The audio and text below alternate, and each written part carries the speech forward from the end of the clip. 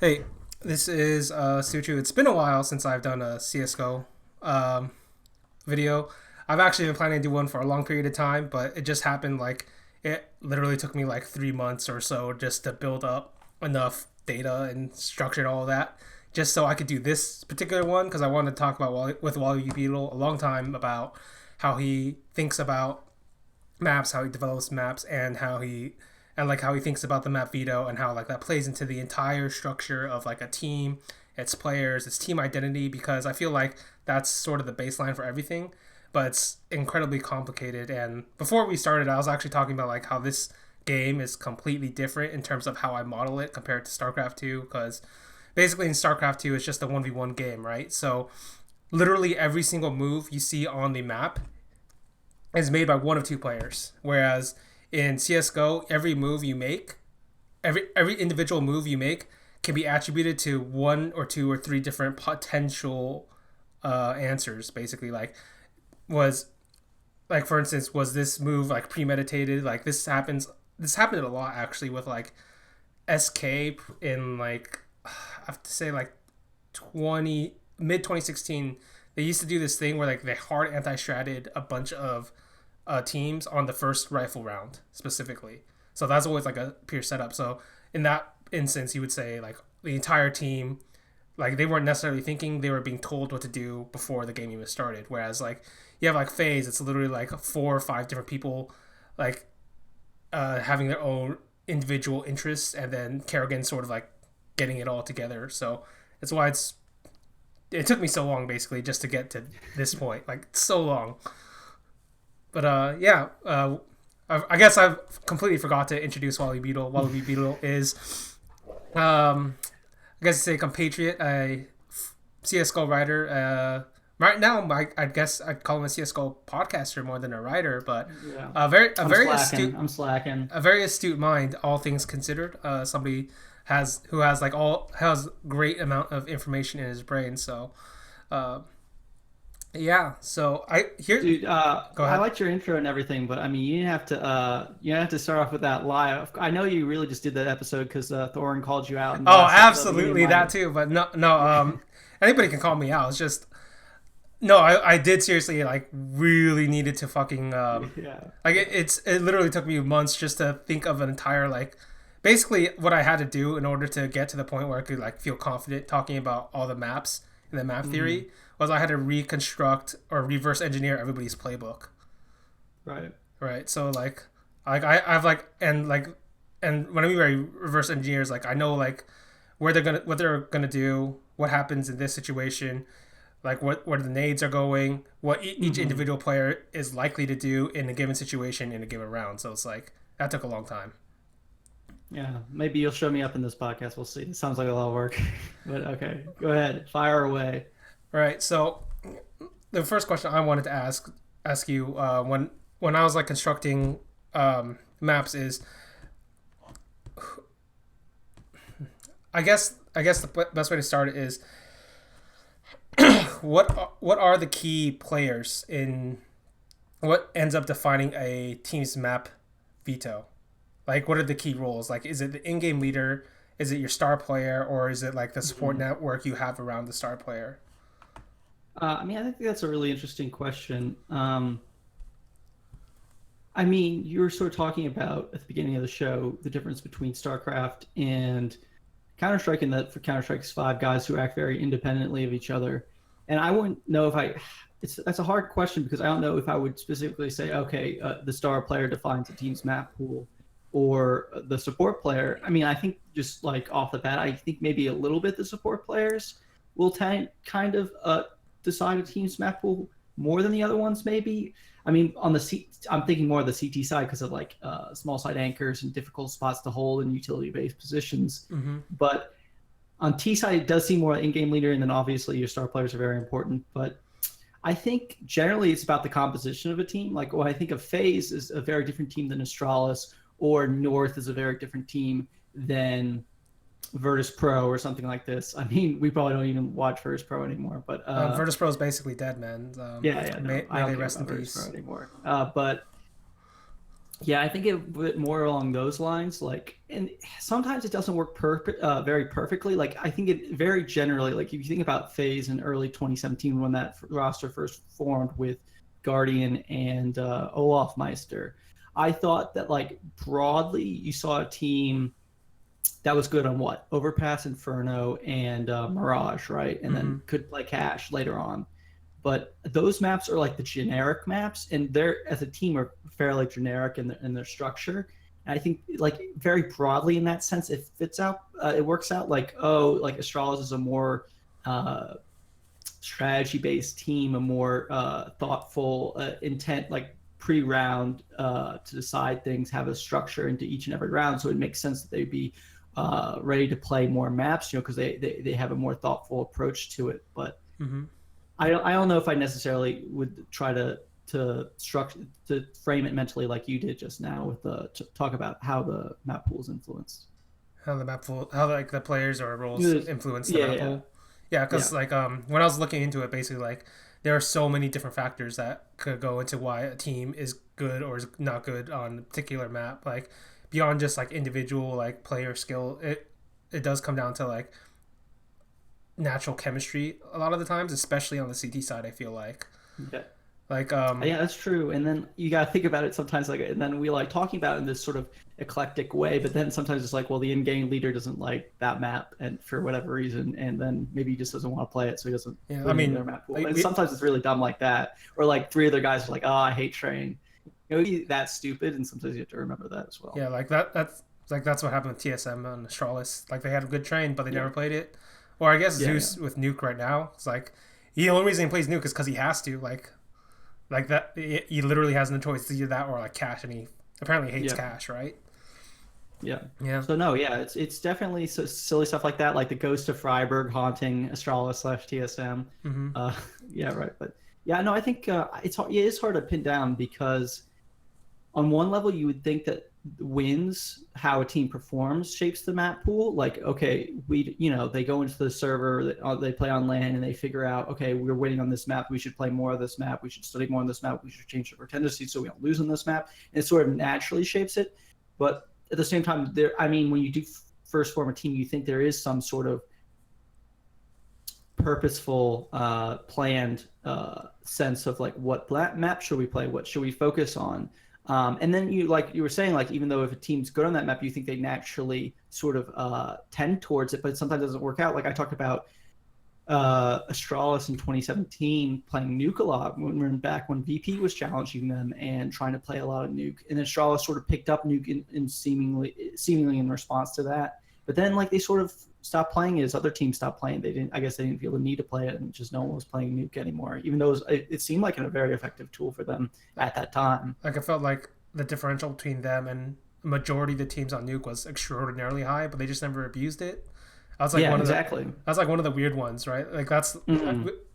that's jumping a little bit ahead to like Map Veto Theory, Yeah, but I was like yeah, that's definitely like a weird one. Or like when we talk like I suppose the most mysterious in-game leader in this sense when we're talking about map pools is Kerrigan because among yeah, yeah.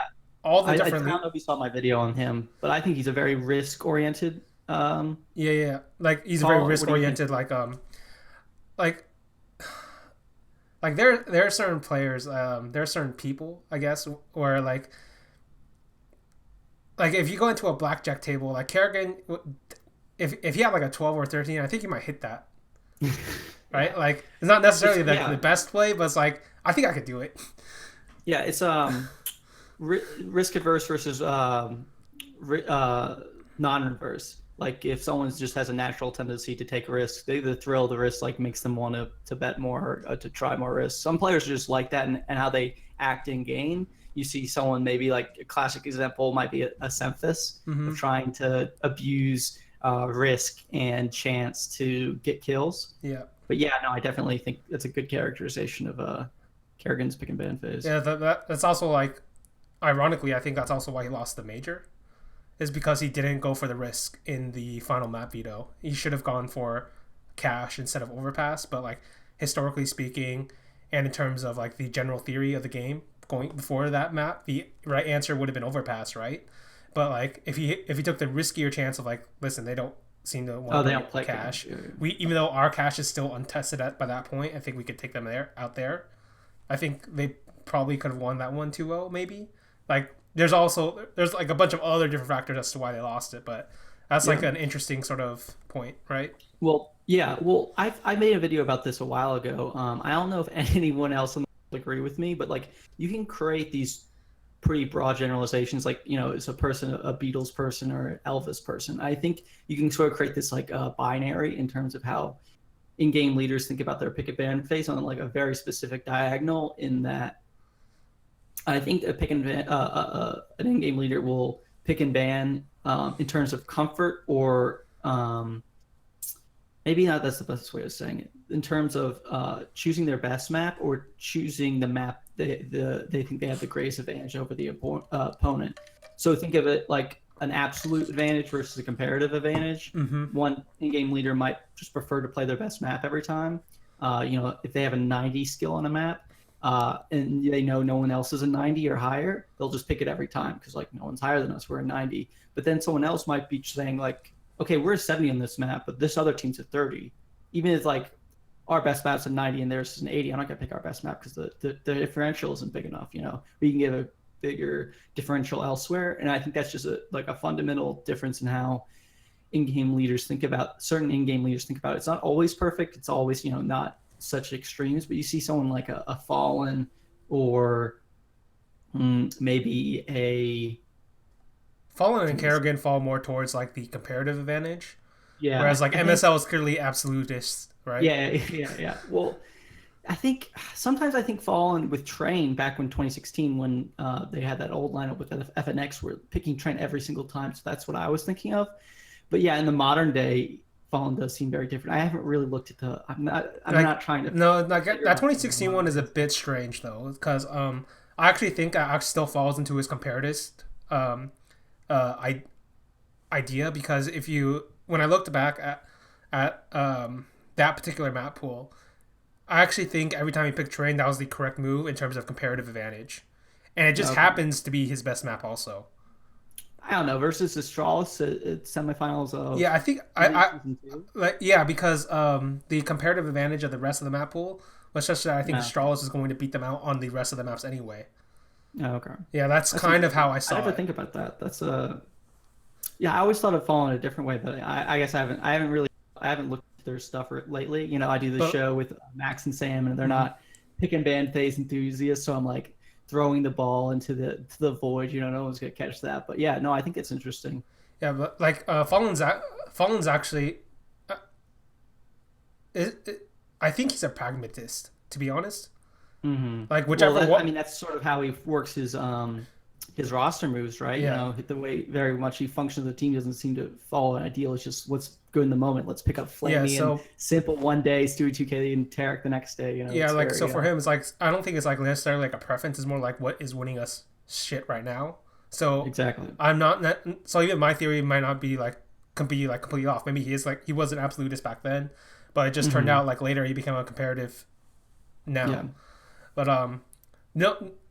moving back, I guess closer on topic. Like the reason I think Kerrigan's so mysterious is like this guy takes like 3 days to figure out a map pool. Right? Yeah. Like, no, I mean, give him any 4 players, he'll figure it out. Like it's weird. Yeah. At the very start of their run together, they seem to have like a consistent set of maps, and they just keep with that set of maps. But even when they like, I kind of see where you're going, because like that's what happened with the AZ lineup. Then that's what happened with the Nico lineup. But in the Olafmeister lineup, they actually started switching maps midway. And the weirdest thing about like with Cash coming in later, and I always thought that was like I always gave Kerrigan more credit than I think other people do, just because like if you look at their travel schedule, they literally don't stop, this particular team. Yeah. So like basically if you just look at like the timetable, it feels like it's impossible for this team to actually go into practice like regularly. Like Astralis, obviously they take a bunch of breaks in between events, but for FaZe like they never do. But for whatever reason, Kerrigan's always like, okay, I guess our map veto is getting like people are slowly figuring out our map veto. It's time to like switch maps, and with no practice, he's like, oh, I think we'll be good on this map, and then they're good on this map. It's like it's really mysterious to me how he does that. Well, I mean, sometimes it doesn't always work out. I think they Yeah. try to adopt train at various points of that in this last year or so. I think that hasn't been super successful. But I mean, if you think of the comparison between Astralis and FaZe, I mean, one's obviously a much more structured team. You know, like the crazy stuff that Astralis brings out with like the triple grenade stacks to clear corners and stuff like that is much more. It's not an intuitive style of play. It's very much Very much you structured and thought sit out. down, write it up. Yeah, Like Zonic basically yells at them all the time, apparently. yeah, yeah. I guess. Yeah, no, it seems, but with in terms of Kerrigan, I think. I mean, there's almost like a certain bravado to it. Like Max did an interview with him where he famously said that he baited Astralis with a cobblestone pick in the group stage of IEM Sydney 2017, and you know doing that sort of stuff, and then Gallave being like that's not true, and Astralis actually picking cobblestone into Kerrigan at that event later in the playoffs. Um, but stuff like picking Nuke into her trying to they banned Nuke versus Virtus Pro at I think must have been Star Ladder Mm-hmm. season 4 with their first ban, even though their permaban at that time Star Letter Season 4. must have been Cobble? Was yes, it Cobble was still in? Cobble. Yeah, it was Cobble. Yeah, right. Of course, it was Cobble because that's the band they shared with Astralis. But yeah, but then VP immediately picked Cobblestone and beat them on it to take the first win. I mean, I'm not saying that that FaZe would have been favored on Nuke versus Virtus Pro, but that's a very different Virtus Pro team, and you know that they weren't having super strong success on Nuke at that time. They really, I think, remember that time they only played it like 3 times the last 100 days. Like it wasn't a super killer map for them. They weren't playing it a lot, at least. So, and you think you'd at least play something within your pool, but I think Kerrigan will just take those giant risks. You'll be like, and then Thorns always praises Kerrigan for this, but I'm more cautious. Like I'm more even on Kerrigan. But Thorns says, well, that unpredictability creates a diversion in when you strategize against FaZe, when you do your research on them, because you have to prepare for extra maps that Kerrigan might throw in. And I think that advantage is definitely palpable, right? I sure that advantage exists, but I also think it's sometimes some of the suboptimal risks they takes in order to have that advantage or to play that game. Maybe not. It's not worth it in the long run. I have a different take on that. I actually think Mm-hmm. I think that advantage exists for every team in the world except Astralis, because every other team in the world is going from event to event to event.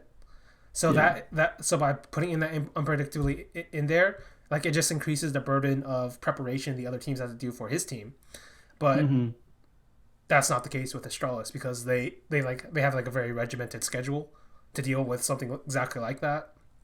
So, but like also with like Astralis, for whatever reason, Kerrigan's like super motivated to take them out every time. So Yeah.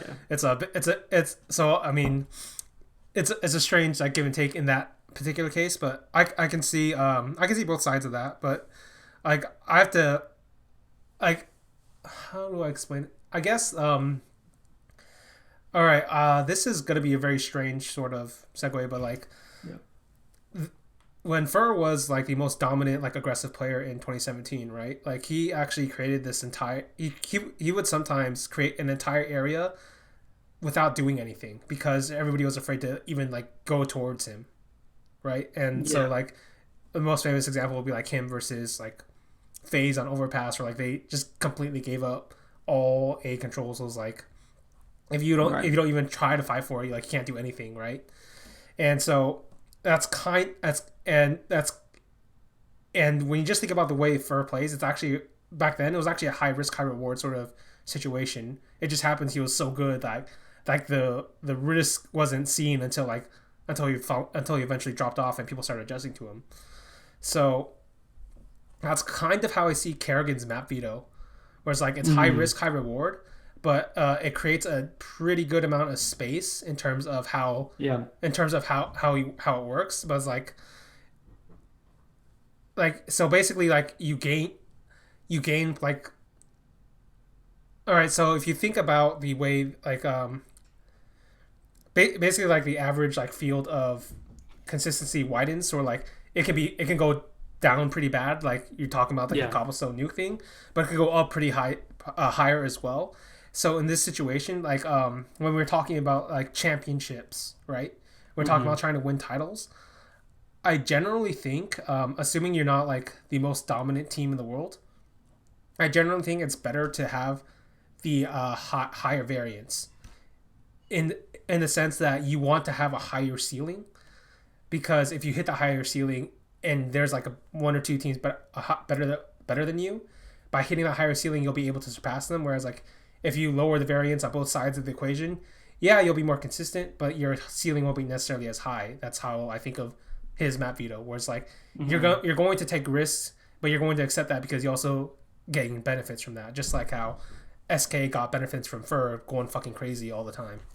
Yeah. Well, I mean, there's a difference between. I mean, that's an interesting theory, but I mean, like it's sort of eclectic. But Mm-hmm. like if you think about it like that, then I think it's really about what your goal is. If your goal is to win one tournament every 3 months, maybe that's the best strategy. But if you want to have like your highest overall placings, like if you want to maximize your placings, maybe not be the best team in the world, but just maximize your placings, maybe Like top you four, top should two, one, like. top, yeah, or win, right? Mm-hmm. Then you might want to take a more consistent approach and have a more stable map pool, more uh, rigid, more predictable, but steady or firm pick and ban phase. You know, you go to your strong maps. And I think, but that depends on how much you value like winning a tournament, or how much you value just being the best team you can be tournament to tournament. I think, I mean, it's just a different goal set, maybe. Yeah, it's also basically why like Kerrigan and Charlotte split up. Like when we talk about the map veto, it's basically like the entire like central personality conflict between the two of them, right? I mean, I don't fall. I'm not a DM overlord like Sam and Max No, are on my show, but this like, one was out there. This was basically an interview. It was yeah. like if you just think about like the way they played at the end, like this was an interview where like Zonic talked about it.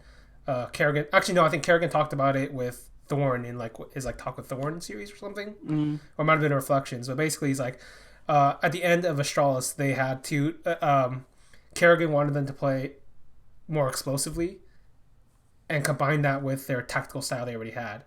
mm-hmm. And then by switching between the two of them, you get less consistency, but like the highs will be higher. Yeah, And yeah, right, so basically how the map veto works. Whereas like yeah. Device Okay, and yeah. Sonic were like all about the consistency. Like no, we want a structured system. Yeah, it's like a proxy for their overall conflict. Yeah, I didn't know if they were actually had a conflict about the veto process No, not the itself. veto But yeah, process no, that itself, but like their identity as a team, yeah, right? yeah, yeah. Their It just fundamental happens to bleed into philosophical the. difference. Yeah. It just happens to bleed into the map veto. It's why Yeah, no, I mean, I don't know if how much is that us like etching that onto something else, but yeah, no, I think it's a definitely a valid point. yeah. So that's always been an interesting thing about it. So all right, another thing I wanted to ask about, I guess, because I think we've exhausted mostly Yeah. that one, is what happens when you have a player who kind of breaks the game for the map pool. So I'm talking about like the players I think who like have broken the game, but and we're also on top teams to actually take advantage of the map pool would be like Get Right, early NIP era, Olaf Meister during the Fnatic days, Simple now. Like, what do you think? Like, when you have this kind of player, like this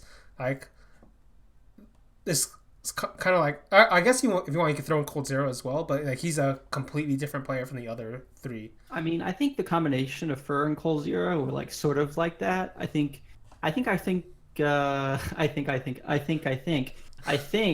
that Thorne talked about this in a recent video.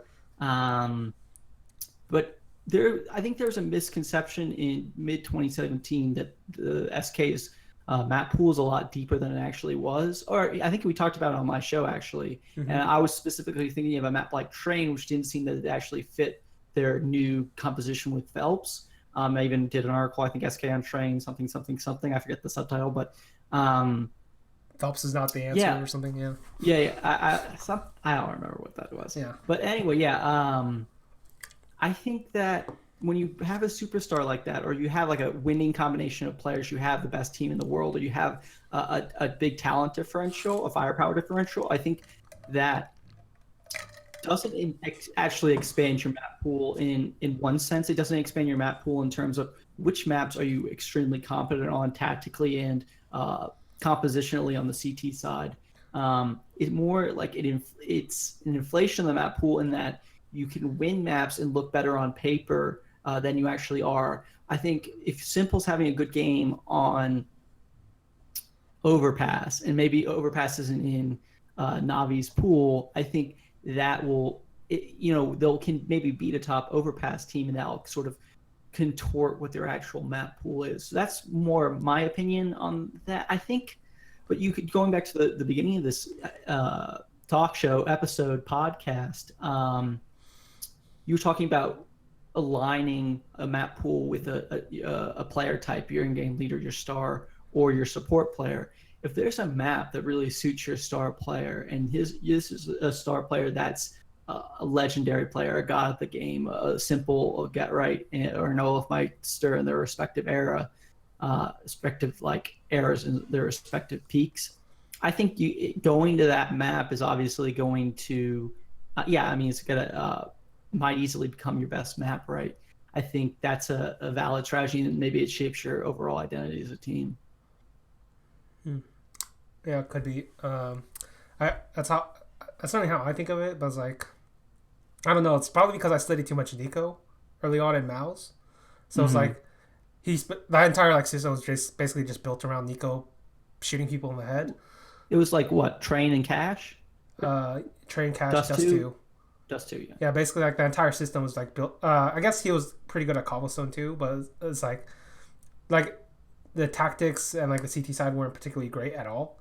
But it's like it was just built around him like killing people. So yeah, maybe like him getting the entry, or him cleaning or something like this, like using him as the basis of moving into the site. Yeah, so right? It's like that's on Train especially, right, on outside. Yeah, sort of, like the reason you remember that, the reason most people remember that is because like he like bodied Virtus Pro when Virtus Pro was still good. Like it was like a literal like Rambo versus 5 or some bullshit. Yeah. But yeah, I remember that. I was like, that's what I was asking. Is like that's kind of how I feel like you just get away with more if you have like a superstar player like that. And I think think like this goes into a weird side topic. Basically, that's North's entire problem. It's like they don't have like a bullshit player like that at all. Oh, I mean, North has a lot of problems. Yeah, I think that's their biggest one. That's their biggest one. Yeah, I talk about North so much on my show. It's because we did like it's half of my last episode, but yeah, North has a lot of problems. I think, yeah, but definitely to your point, the classic sort of storyline with North is they don't have that like intensity. They don't have those peaks in their map pools. They have a good wide pool. But there's not that map they can crush people on. I mean, I think that has to do with firepower. They're not having like never having like a really legit superstar config at times. Magic's at times before Rubino left. But yeah, no, I definitely think that's a valid theory. Yeah, like because even when we look at like Magus and Config when they were at their best under like North/Dignitas, they were like I suppose you could say like Magus was like a superstar for like a month, or Config was like a superstar for like. He was a superstar for a solid half map. Cobblestone versus Pros. What? That was a sick map, but like yeah.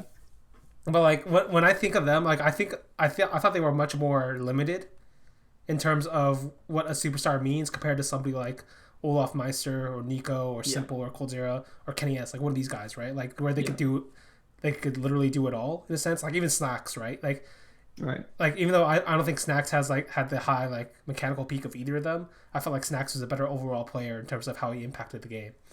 So like I always felt like that was like one of the reasons they were held back. But there's like a lot of funny reasons as to why North is held back. It's like they're very interesting, sort of like they're the most human of human like CS:GO teams. Like there are so many positives but so many negatives. Like you just can't like not look at them.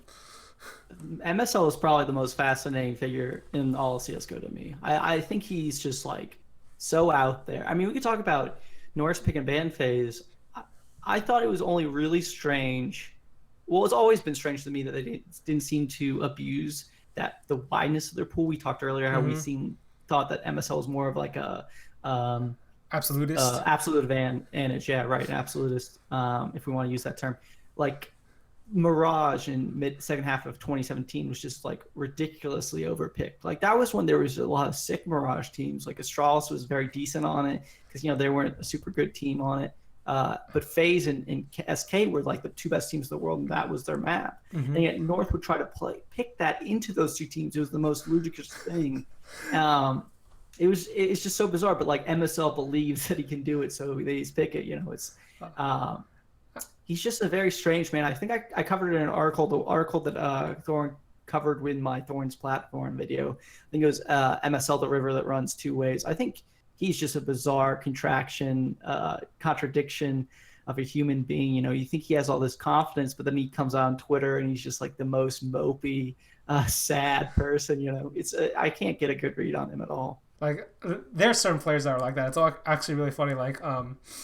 Like during my time when I was watching StarCraft 2, I don't know how much you know about it, but basically there was a very famous NA player. His name was Greg Idra Fields, basically known as Idra. He was like a villain or something, right? He was a what? He was like a villain. Like yeah, he was like a WWE villain, basically, right? Yeah. So basically, he would talk all this kind of trash. Obviously, it was like to hype up the match, right? Where it'd be like, right. This guy's bad, this Protoss is bad. But every single time he actually went into a match itself, it's like he like all that trash talk like disappeared and like completely like 100% respected his opponent, and that was his essential problem. Because like the second the opponent got a small advantage or even a good advantage, he'd just leave the game. Like he would just assume literally it's impossible for me to win this game, and then and then it wouldn't make sense because if you actually talk to him like legitimately like in like post game interviews or in like podcasts, be like, no, this guy has like a lot of problems because he's bad at this area of the game, he's bad at this area of this game, bad at this area of the game. But he played the exact same guy he's talking about, and then he'd be like, oh, he has a small advantage. But like in a podcast like a day before, he'd be like, yeah, but if you go to the mid game or late game, he's pretty bad, so he'll probably throw. Whereas like Idra in the actual game, be like, oh, he got a small advantage in the early game, I quit. Like, right? I mean, you could talk about North being sort of a mentally weak team. That sounds like just complete lack of confidence, right? But that's sort of that duality, right? The outside, the confidence before the game versus the confidence in game. Just, I mean, maybe it's just sort of like a fragility, a projection. Like you have to big yourself up because you have no inner confidence, and then when you're actually in the moment, it's just like, wow, I have no confidence. I mean, there's some games like recently with North and MSL where it was like second half of Dust 2 and second half of an Inferno game. Like Inferno was a bunch of ridiculous gamble stacks. I forget who they were playing. And then on Dust 2 was like a T side that just fell apart. Was it like MIBR? Might have been MIBR. I forget. It was a couple tournaments ago. But yeah, no, I think that sort of. I mean, I don't know what's the core of MSL's soul, but I think it has to be some sort of like. I mean, then there's that famous thing with him changing his sensitivity at that one LAN a while ago, and then he like rocking I'm so good, world. And then no, he actually wasn't. Yeah, no, he was horrible. He's horrible. Right? He's like can't spray. No, but yeah, I think it's it's something weird with him. Like he has this weird like confidence, unconfidence complex that I can't seem to get to the bottom of. Like I actually did write about MSL. I think I called it like the bounded rationality of MSL. Okay. Right. Like, and basically like here's my theory is like basically the idea of bounded rationality is like imagine you have like a problem, right? Mm-hmm. And let's say like the problem is like you have an exam in a month, and like a typical student would be like, okay, I have an exam in a month, and then like 29 days later they're like, oh shit, I have an exam tomorrow, and then they like cram overnight, right? And then they go to the test, and then like they get a satisfactory grade, or like maybe they ace it, and they're like, oh shit, I did the exact right move the entire time. Like I totally should have procrastinated. I totally should have, totally should do that again. So they come to the next problem in their life, whether that's like an exam or like a job or like a project or something, and they'll be like, well, I mean, last time I procrastinated until the very last second. I still did very well. May as well put in the exact same solution. And I'll get a satisfactory enough result that they won't change the process of how they came to the solution. And I think that's actually what happened with MSL. Because if you look at the way his Map Veto works, imagine for a second how an underdog team wins in a best of one, right? You ban each map until you get to the middle of the map pool, right? Right. But like in MSL's case, what if you don't go do that? What if you like go to your best? What if you like make your best map their best map? For instance, like we're talking about like Mirage here, right? Right. Like what if you're playing against like one of the best teams in the world, but you need to only beat them in the best of one? If you can control the map veto so that you always it always comes out Mirage heads, so to say. Yeah. Basically, you've created a situation where your underdog team that should have no right to win this best of one, all of a sudden they have a fighter's chance to win this best of one. And then that's kind of how he like forced his way up into like the top 10, despite like a lot of different problems that have like happened with his like rosters. Like he's always getting farmed. He's always has to like teach these young guys how to play. He always has to basically avoid like end rounds because like his team doesn't have like his individual players don't have like the game sense of like the more experienced players basically. So like that's kind of how I think he happened. That's how he got to that point. But then when he had to get to up to the next point, he just input in the exact same solution he did to the previous problem he had. Yeah. Well, I think the different. I'm not sure I completely agree there. I think it is what the difference. The problem with North in 2017 was this thing where they won very, very few best of three series, but they would win enough best of ones where they could make playoffs and be a very relevant team, even make the finals of something like EPL 5 or was it EPL 4? It must have been EPL 5, right? Mm-hmm. Or maybe it's 6. But I think the difference is not that that the strategy his strategy works in best of ones but doesn't work in best of threes. I think that it's just like the format of best of ones naturally suits a wider map pool, while best of three not so much, right? Because okay, first the best team in the world, still if it goes to Mirage in a best of one, okay, they might lose that, but they can play another best of one versus a weaker team and they're gonna have a wider map pool, or they could just have an absolute advantage, go to Mirage, right? Mm-hmm. So I think best of ones naturally suit a team with a wider map pool because it's just how it works. It just comes down to a middle map for both teams. So whoever has the wider map pool will have the comparative advantage. Yeah, right, exactly. So I think then when you go to best of threes, then it's sort of like you have that map right off the top. You have one ban, which is usually permaban for both teams, and then you can make a huge blunder or a great call, right, with that first pick or each side. And I think that first pick is like, you really have to win that one. And it's really decided by that best of three in most series, unless you have a very similar map pool where you get to pick similar maps for your best of ones. Or you happen to have like a superstar player like who could break the game. Like it has to be like one of those weird situations. It has to be one of those situations. But like if he picks the wrong map, if he just picks his best map, even though the other team might be 10% stronger than him on that map, he can just go ahead and lose 2-0 and lose that series right off, which happened a bunch of times. I mean, I think North were competitive in a lot of these series, but I think North definitely would fall into that trap, and they lost a lot of best of three series and really don't win that many best of threes. And usually when they do, it's versus someone like Space Soldiers or someone, it's like it's not impressive, right? Like the last time they were impressive like to that level was when they had Rubino, basically. Yeah, no, I think that's like and even then it was like only a few tournaments where it was only like 2 tournaments. It was like a DreamHack and it was Epicenter. I think there was a qualifier for like WSG World Finals where they did pretty decently, but like it was like smaller lanes, and then Epicenter is the one everyone remembers. They go, and everyone says like Dignitas / North was only good at Epicenter, which is a bit of I think it's a false narrative. Yeah. All right, so let me get your compare and contrast here. So basically, MSL, for like all of his like faults as a person, this is a guy who like consistently gets wide map pools, even in an era where like arguably his best map, Cobblestone, is out and Dust 2 is in, right? He's still getting like we can talk about trash about North right now, but they still have a pretty wide map pool, all things considered. Whereas somebody like, let's say Zeus, right? So basically I look at Zeus, like Navi's map pool is pretty wide, all things considered, but like he can't really play cash. Like No. I don't actually think the Dust 2 was really gonna work for him. Like I don't I have to watch more of. no But just like yeah, go ahead. just the way like it would work out on the CD side. I think it would like be a bust.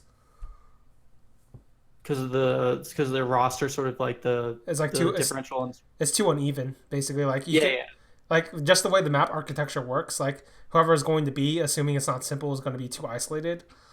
right.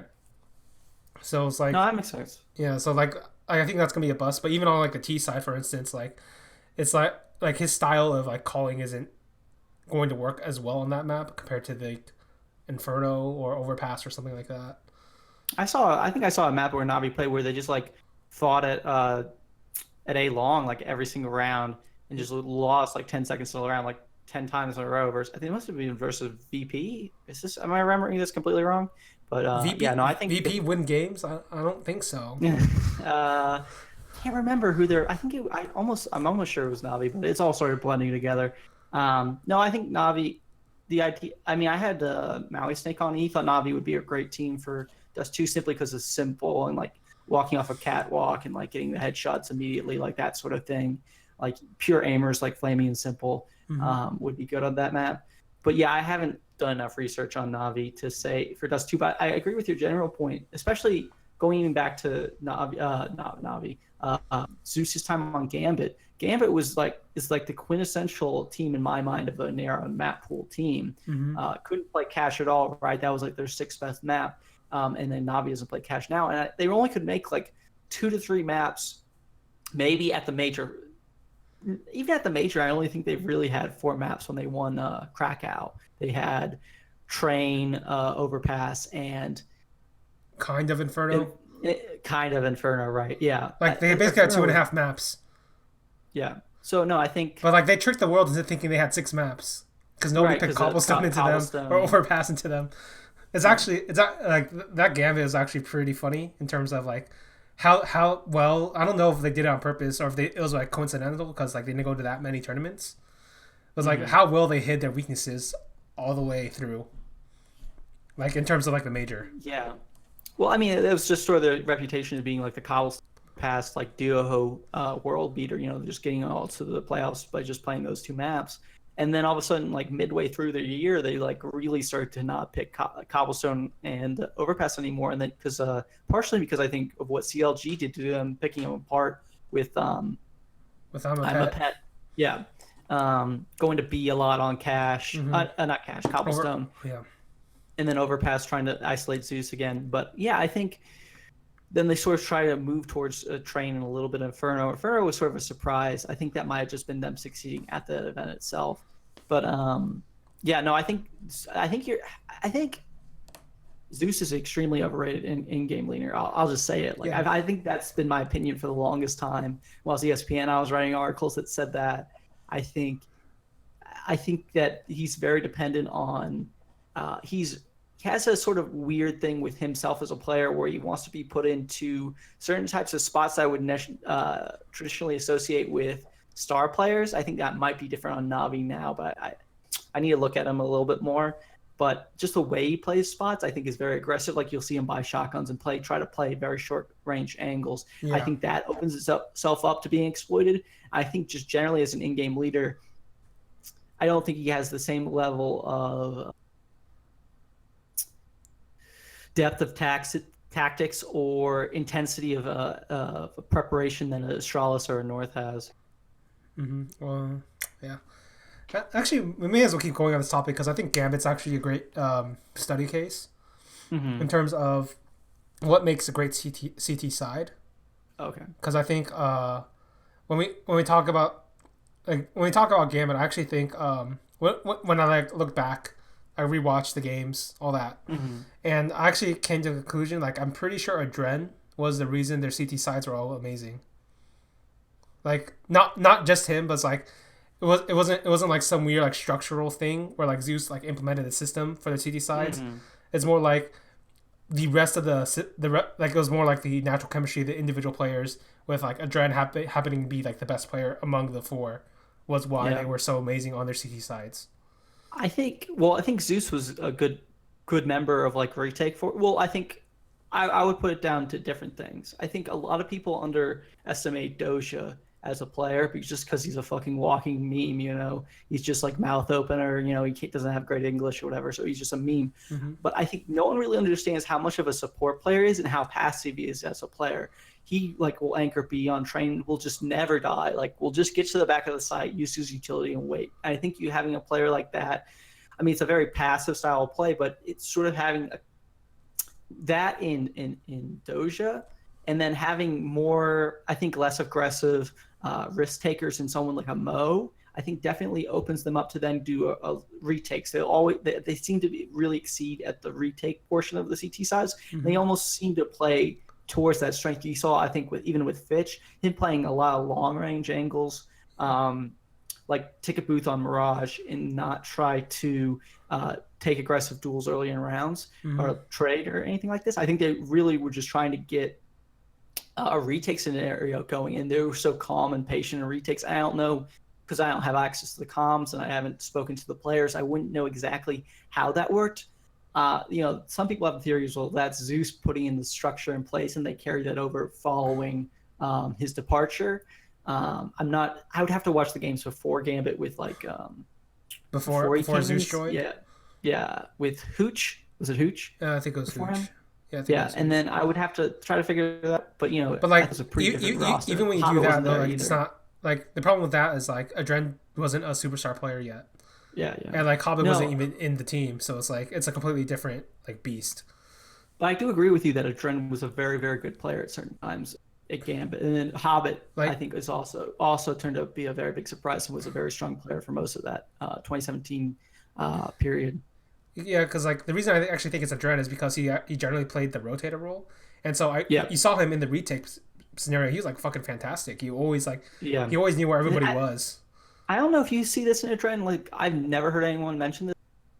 He has a very good sense for smokes and spraying down people in smokes, like the walls are put down on like of smokes like cash or cobblestone, something like this. I think he has a very good sense of where to fire, how to cut people off who are moving into the site, and I think he also has a weird way of moving through the sites that's very unpredictable. I think he was a very strong player. I think just mechanically, and also like I think he has a good mind for the game. Especially you can see it maybe not in like a strategic I'm the in-game leader, we're gonna go here, throw this flash, do this, but like a more on the fly, intuitive, coordinated sense of okay, we have 20 seconds to figure this out. I'm gonna do this. Can you do this for me? Yeah, like I when I think of Adren, I always thought like he always like the reason like he's like one of the other players that like that made me think about like what makes a good like map and what makes a good like team, right? And when I think about him, I actually think of like I put him in the same mold as somebody like Zipnix or somebody like Crims, like these players who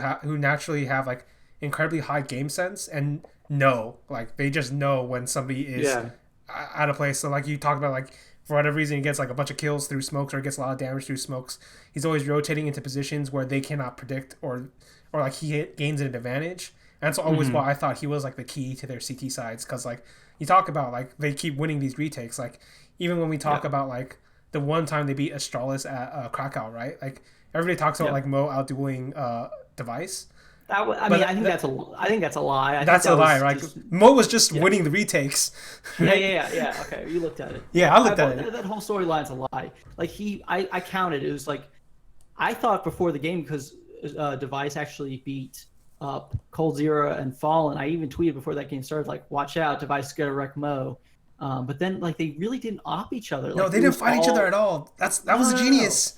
Yeah, that's crazy. That was the genius of it. It's like, because like I don't actually think Mo was a good fighter, like duelist, but like you put him in that retake situation, and like he just happened to have like a very good game, and like Gambit, where that's always been like one of their strengths. Astralis fucked up a couple of those too. Yeah, they did, but like that's like typical Astralis, isn't it? Like, yeah. But no, I think you're so right. I'm glad that someone else has voiced this opinion because that's just been in my mind. He did not in any way outduel a Device in that game. No. Listen, I still give him respect for that game though. I think that was like godlike performance from him, but it wasn't because of the duel. It was because he was winning all the retakes. Dude, I think that map might be one of my favorite maps of all time. That Overpass game versus Astralis. What map? One of their best. three in the semifinals of Krakow. Hmm. Like I loved that game. I watched like 5, 10 times. Like I really like that map. It was very. I didn't think that was possible that Gambit could be as strong as on that map. It was like very. It felt like a very fluky, like Mo. It was fluky. Like Mo like Yeah, like really overperformed, but not in the way you yeah, would think. yeah.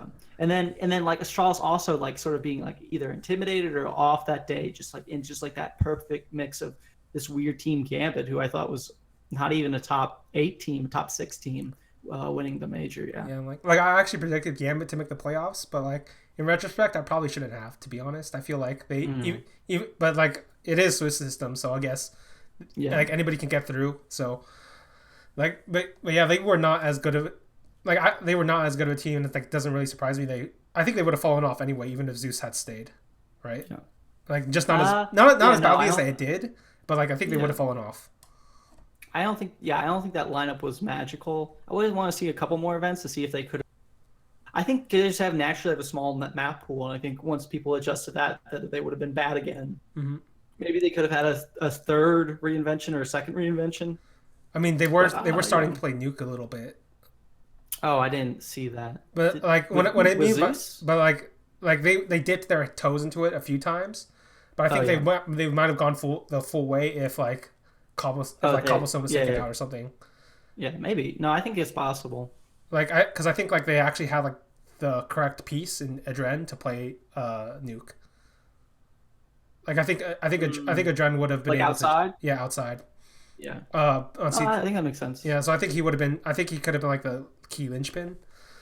So it's Yeah. like I actually think like Adren's like wasted on Gambit, but I also think I Hobbit is haven't even too. been watching their games, dude. It's too depressing. Like because they're like basically like a shadow of They're their so former very selves. pro. They're Yeah, just verse pro. They're like verse pro. yeah. Not as nor not much more, but sort of in that I depressing mean, at least they territory. haven't lost to Paper Planes yet, as far as I know. Yeah. But yeah, all right. Was there any other tactician you wanted to talk about, like in terms of like map Mm, vetoes? Like, mm, what do you think about Glaive? Because I actually, when Max went to that Sydney 2017 event, he was actually messaging like, "What should I ask Glaive?" And I actually got like a question through via Max about his pick and ban phase. It was like one of those weird things where I don't think his English was great or something, because like I always thought that Astralis at various points would underuse either Train or Overpass, because I thought they were the best team in the world at that point for many points in 2017. mm-hmm. But it felt like more Glaive was like the absolute, not the absolute advantage, the comparative advantage kind of guy, where you always would try to go to the nuke or the nuke or like cash or something random and try to like trip up the opponents. And I think he's always sort of had this fascination in his head with having like a 6 or 7 map pool. But at the same, like I almost feel like he's gone too far down the comparative advantage route, where he doesn't just like, I'm the best team in the world on Overpass, give me the free win, that sort of thing. Well, maybe not right now, but like I mean, even like I right now, why doesn't he go to nuke? It feels like to me. like Do you feel the same way? yeah. Actually, I feel like he should always pick Nuke. Yeah, no, I totally I feel agree. like that's a free win against literally every team in the world. Right. Like if somehow Nuke goes through the ban phase, he should auto pick it every single time. But from that point on, it's like it's a bit harder for me to decide which of his. Like here's the thing about thinking about Glaive in the modern era, Yeah. his map pool is too good. Yeah, these does not he has too much to pick from. Yeah, like so, like it's like there's actually no he get in almost every situation. There's almost no wrong answer for him. So Right. like that's why it's hard for me to like think about him in terms of the modern era. If we go back Mm-hmm. to like 2017, right? I actually think he wasn't comparative enough. Like he didn't pick Nuke enough, right? Yeah. Like I mean, I felt like he went it's to like we're Mirage using too many this frame times. of like comparative or absolute, but like it is sort of like tricky. Some people are in the middle, and it really depends on the map. They have these weird feelings about certain maps, like Nuke sucks. Like I don't even want to play Nuke, or like they lose one time to like Team Liquid in an Inferno event. Like they were not like it was really hot in the, I shouldn't say Inferno, but he like they lost on Overpass to Liquid, and then Yeah, lost like one more time, and they tied at they had that tie at was it Blast, and they're Yeah. like, Overpass isn't even good for us anymore. It's just like it's specific max, but the general trend I think is there where he doesn't seem to always be necessarily the most confident in his own pick and ban phase. He's sort of like the inverse Kerrigan, like we were talking about earlier, where it's like he doesn't want to abuse his maps too hard, and he doesn't want to abuse his own advantage in the pick and ban phase. I think he's more predictable and safe. But I think that just sort of goes to Astralis as a team. Yeah, like just because of what we know about Astralis, it's always hard to like. Here's the thing: like Glaive basically has no history unless you go all the way back to Western Wolves. Western Wolves when he was a leader, and even then, like that was a very different era, and that was a very different team. And as far as I know, like that team was like had a lot of crazy shit, like a lot of internal issues. So it's hard to glean a lot of information from that particular team. Like all I really know is like Pimp thought he was the one. Like he's like this guy's like the great leader of the Danes. He will rise again. Like that's all I really know about it. But from that point to like when he joins Astralis, there's no actual good information about him as a leader. And then you get him to Astralis, and like he doesn't really fall between either line for me as like an absolutist or a comparative yet. Either way. And obviously in modern, like I said, in the modern period, like you can't figure it out either because his map pool is too fucking good. Like he could do whatever he wants and it's the correct move. But like you also have to consider the fact that like when you look at Astralis before him, like this is teams like, oh god, Freiburg is haunting my dreams, never train, never again, right? Like what is wrong with this fucking team? But yeah. Well, I mean, how much is he controlled by, other people, other stronger personalities, Device or Zonic or someone like this? Yeah, like I don't know what exactly Zonic does in terms of the map pool. Like I do know like apparently he has a pretty strong voice, and he was the one who like forced them all to like use their nades better. Right? Oh, okay, cool. Yeah, like there's an interview out there. It's like basically it's like, yeah, yell at my team all the time. Why did you use this nade? Every single nade must have a purpose to it, right? But I've heard like Freiburg say that in an interview. Like you have to make every.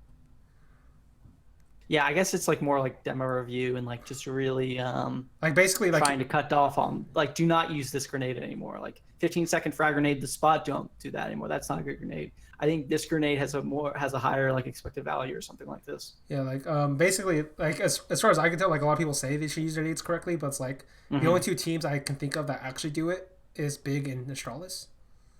Yeah, no, I think actually like North at times were pretty innovative with like the triple grenade. No, like they were innovative, but it's like in terms of like general like consistently like using it to like gain advantage at like Big and North, Big and Astralis. I mean, are definitely up there. Yeah, I think they've been the two best at it, and like even when we're talking about like rotational nades, like they're the best at it. Like everybody else, like there's like less purpose to it. Like why are you throwing this nade at this time? Doesn't really make much sense given like the information you have, the angle you have, etc. Whereas like every single nade like those two teams throw is like, oh, this makes complete sense, right? Right. Like so yeah, basically like I'm still out on like here's the thing about Glaive, like I don't think he's overrated or anything. I actually think like if you just look at the playbook, I think he's pretty high up there as like arguably the best in-game leader right now. Yeah. But like there's a lot of like weird caveats like nobody's willing to like talk about. It's like, well, okay, how much help does he have from Zonic? Because like as far as I can tell, like Zonic is like a figurehead in that team, as in like he's like the. Yeah. He seems much more involved than any other coach, but that might just because of all the like image of him screaming at the top of his lungs behind the team. Like it looks like he's like it looks like he's like the freakazoid of the team. You know what I mean? Like he's the freakazoid to like he's the freakazoid to like Glaive Shangairs. Whereas like he's like the spiritual leader of the team. Whereas you also think he's a very tactical guy, that he understands the game, that he's like a former in-game leader himself, right? So he would have. Is he a former in-game? I don't think he was. I think he was like a star player of. Okay. But like his former in-game leader was like the all-time greatest or some shit. Like I think it was Ave. Yeah. Yeah. Okay. Like I didn't watch 1.6, but like that's like the rep those two guys had, I think. Right. And so. Okay. Yeah, but it does seem like he is involved in like that's the impression I get from interviews. Yeah, like that he is fairly involved in that stuff. So he is like, it feels like I can't think of another coach. Maybe Zeus and Liquid is like that. I'm a pet in whatever team he's in. No, I'm a pet. It feels more like he's like I'm a pet. Feels more like he's a sniper.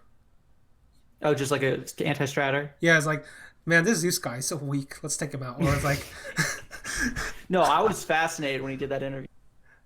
specifically about those Gambit games. Like I thought it was like nothing was more like that was like the like most intense, most interesting 5 minutes of interview I've ever seen. Like I thought that was great. You're And, you're super into that Gambit team in the North. yeah, dude. I like because I like write all these articles about them and like all and then like things that I would think would true. Like it later came out like that they were true that like Amapet was specifically going towards B and he saw this thing that I predicted like was their weak. Well, I don't know if I ever said like in an article like you should go B versus Gambit, but I'm like they're trying to do like 4-1 setups all the time, trying to sneak an extra guy over to A. Like Why not? Zeus is just Zeus, you know. Like why not try to just take him out? Like if you go up ramp, and then it'd be like a 5v5 retake scenario because you know Zeus would usually be over on A long. Mm-hmm. Which is Gambit, I think is a pretty good setup for it. But like if you actually just kill Zeus, like you try to pop flash him, clear him out of A long, or just take him out. If you try to have that straight up confrontation and then go into B, I think you have a pretty good chance of winning that round. Just because you know they don't have the back of the site, the back of A secured via Zeus. But you know I had this like idea in my head, and then like someone like I'm a pet actually brings it to life. I thought that was extremely, extremely interesting. I definitely respect him, and I thought that I think he does bring value. It's just I'm not. It's harder to know what he does compared to the other guys because we don't know as much about like Zeus or Sonic or any of them, right? But like I like it's funny because I never talked about this, but basically I think I'm a pet was like the like. He was like the vanguard, I suppose, of like the death of Fur, in terms of like because like he also anti-strat Fur. He's basically like, look, he does this every round. If you like literally like double stack two players there, just take them out. You have a huge advantage, and basically like the people started doing that. Fur like SK drop off. Like Fur never does that again. Like Rain still does it, but like not for I'm not exactly sure. Talking about like B on overpass. I mean A on overpass. Yeah, bathrooms area. Yeah, so it's like he like I said, I think he's like a sniper. Like he like literally looks into like a team and is like, I found the weak link. Let's take him out. Yeah, I think like it's like a difference between like sitting in an open server or sitting in demo review all day, right? Like sitting in an open server, like you're like a Anders, you try to find wall bangs or grenades or some stuff like this, or like, oh, like I didn't realize this grenade was here. Maybe I set up these two grenades to work with this, and this is our pistol round now.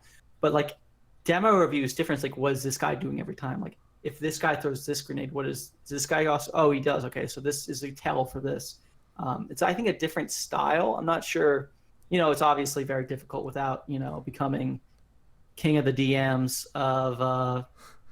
without messaging all these guys. I think I've actually DM'd I'm a pet before, but not in any interesting way where I learn all of his secrets. But yeah, I think it's hard to see from the outside how much the coach affects it. But yeah, I do think going back to the Glaive thing, because he is such a sort of introverted, it seems like guy, or not very expressive.